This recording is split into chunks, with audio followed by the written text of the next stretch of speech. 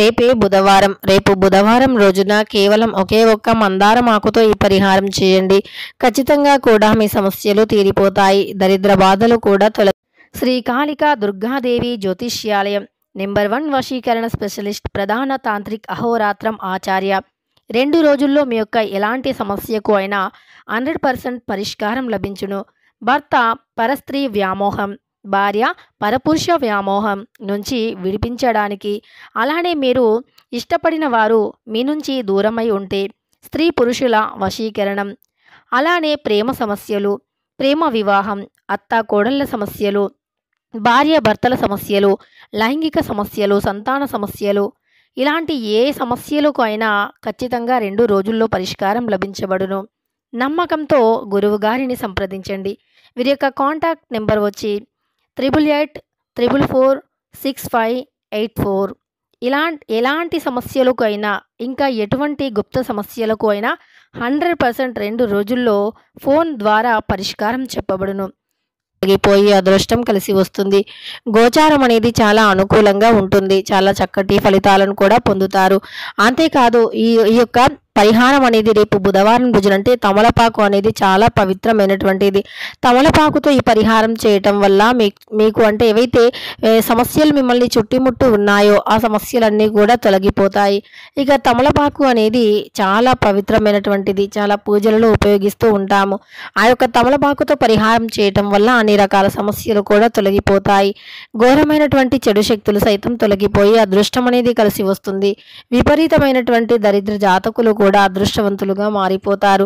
అయితే ఈ తమలపాకు అంతటి శక్తివంతమైనటువంటిదా అంటే 100% కూడా అంతటి శక్తివంతమైనటువంటిది.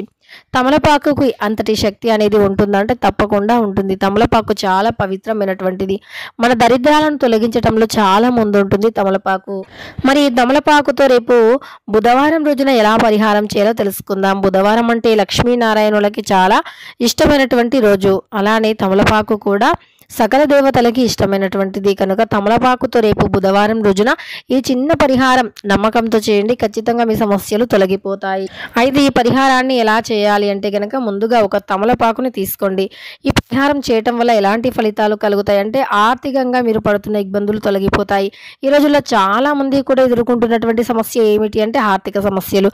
డబ్బు అనేది చేతిలో నిలవకపోవటం, ఎంత కష్టపడిన ప్రతిఫలం లేకపోవటం, అదేవిధంగా ఎన్నోసార్లు కష్టపడుతూ ఉంటాము కానీ చేతిలో చిల్లి గవ్వ కూడా మిగలదు.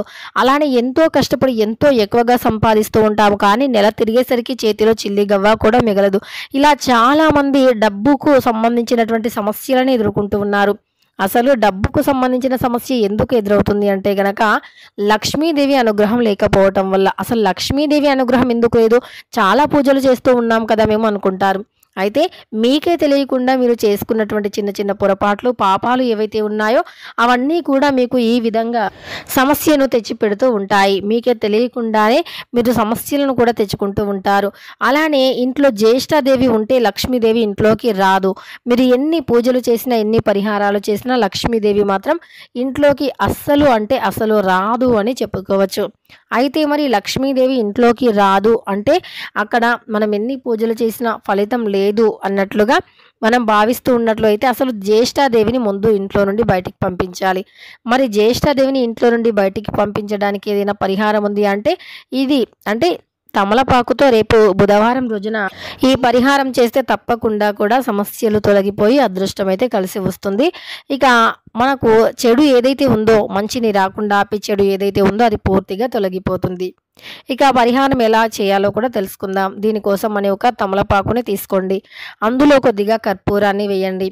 2 పువ్వుతో ఉండే లవంగాలు, ఒక యాలక్కాయని వేసి దానిని లక్ష్మీదేవి పటం ముందు లేదా లక్ష్మీనారాయణుల యొక్క పటం ముందు పెట్టేసి నమస్కరించుకోండి. మీ సమస్యలు తొలగిపోవాలి అని వేడుకోండి.